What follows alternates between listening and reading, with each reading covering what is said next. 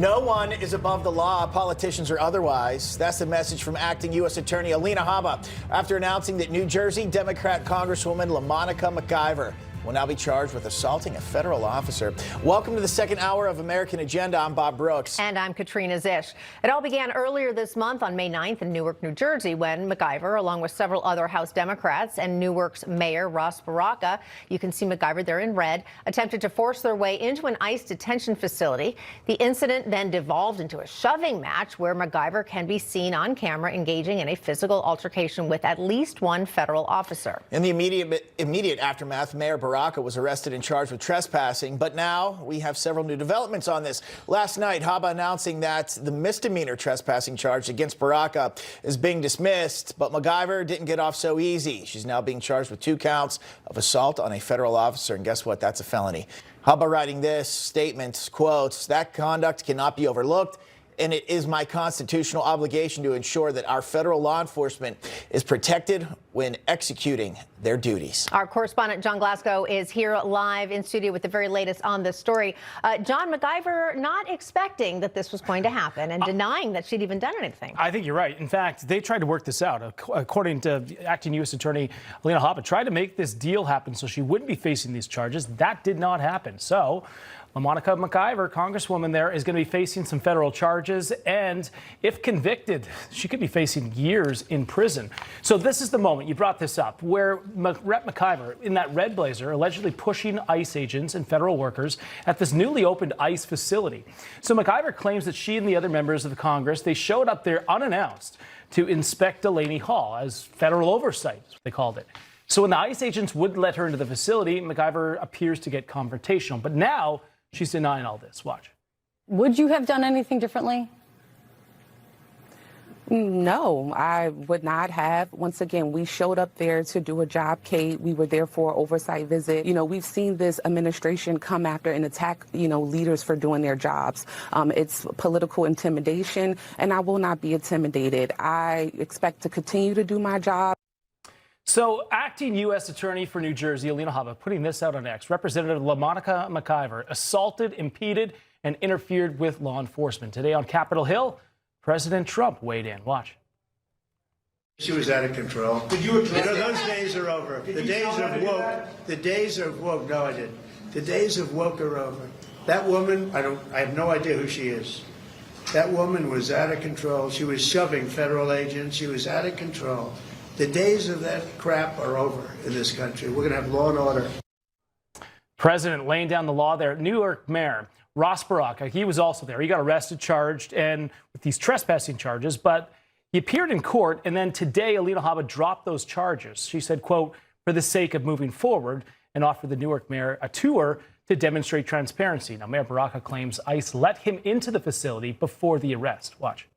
I didn't see any of the things that were stated. I didn't see any of those things happen. So I think that the Congresswoman will be vindicated.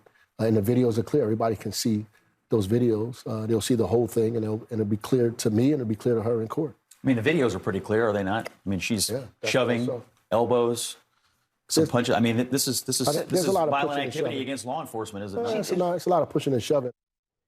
So Republican critics accuse Mayor Baraka there of creating this publicity stunt since he's in the midst of a run for New Jersey governor. While U.S. Attorney Habba, she dropped the charges. She did emphasize that it's her constitutional obligation to protect law enforcement officers executing their duties. So recently, Border Czar Tom Homan has accused the Democrats of villainizing ICE agents. Take a listen to what Minnesota Governor Tim Walz said at a commencement speech last week. Watch.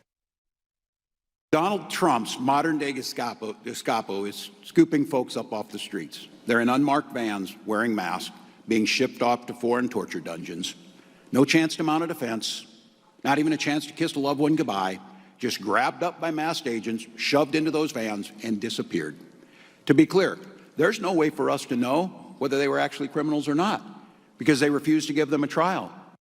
Believe it or not, he carried on with that a little bit longer. The Department of Homeland Security responding, writing this, "It's absolutely sickening to compare ICE law enforcement agents to the Gestapo. Attacks and demonstrations of ICE and our partners is wrong. ICE officers are now facing a 400% increase in assaults." So Habba did note, as I mentioned off the top there, that she was unsuccessful in trying to resolve this matter with McIver. Some legal experts say that this could be setting up things for a show trial. Either way, it's going to play out in court, and we'll be there. I bet we will. I have a feeling you might be there. All right, John Glasgow, thank you so much for bringing us up to speed. That Appreciate commencement speech from Tim Walz there. Yeah, what happened? Congratulations, you worked hard. Go out in the world and do great things. That's right. No, I don't know. I don't think it looks good. We'll talk more about it later. Yeah. All right. For more on this, let's bring in former senior advisor to the Department of Homeland Security under Alejandro Mayorkas and retired U.S. Air Force Lieutenant Colonel Berney Flowers, along with former ICE Acting Director John Torres and former federal prosecutor Doug Burns. Let's start legally here, Doug Burns, of your take on can the Congresswoman be charged and the dropping of the charges of the mayor. Start there. Yeah, I mean, the statute is in the weeds, 18 U.S.C. 111. You saw that from the paperwork. And 111 is both a misdemeanor and a felony statute, which is interesting. If it's a simple assault, it's a misdemeanor. And if there's physical contact, it can be elevated to a felony. The complaint in both counts specifically says, and there was physical contact. So she stands sure looks like it. Yeah, so she stands charged in 2 felony counts. Look, you're going to get wild political hot button one-liners all over the place about it. But, the video doesn't lie. I was really surprised to see that clip from liberal media where, the mayor is confronted with the fact, look, there's a video where there's pushing and shoving and interfering. And he says, quote, yeah, there was a lot of pushing and shoving. I wasn't following the logic of his response there. But the point is this an overwhelmingly serious criminal case? No.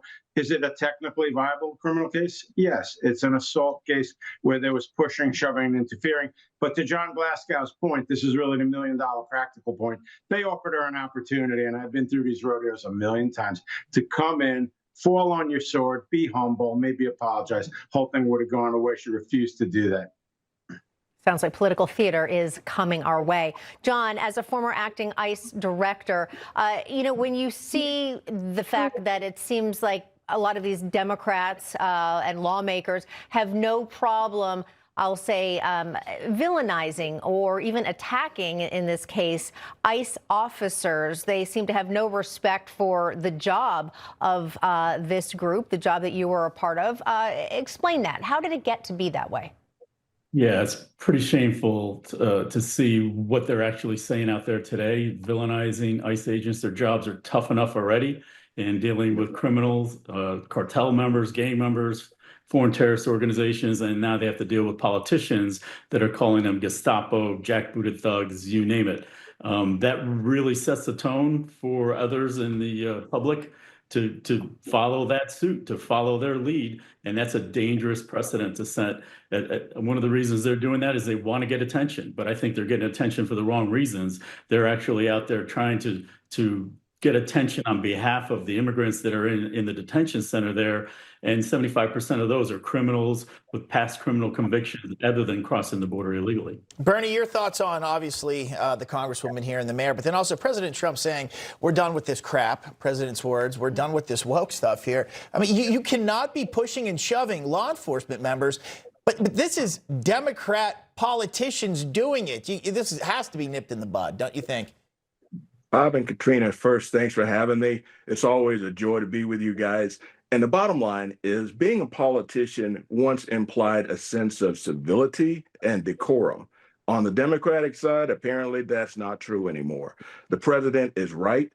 We can't have this anymore. You're setting a bad example for children. There's no reason to ever put your hands on anyone. And secondly, an officer, an agent in the performance of their duty, they should not be interfered with, and it's against the law, and somebody needs to be made an example of. And I think this is the case.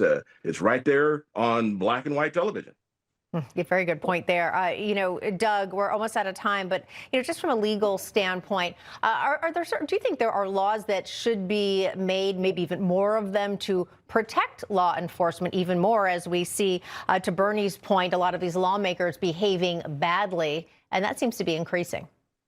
Yeah, no, that's a good point. But at the same time, there's plenty of statutes, assault, battery, et cetera, that can get the job done. All right, we're going to have to leave it there. Thank you so much. Gentlemen, good to see all three of you. We appreciate it. Back with us here in studio, former Trump Advisory Board member Jason Meister. Jason, I guess we'll start. I really would like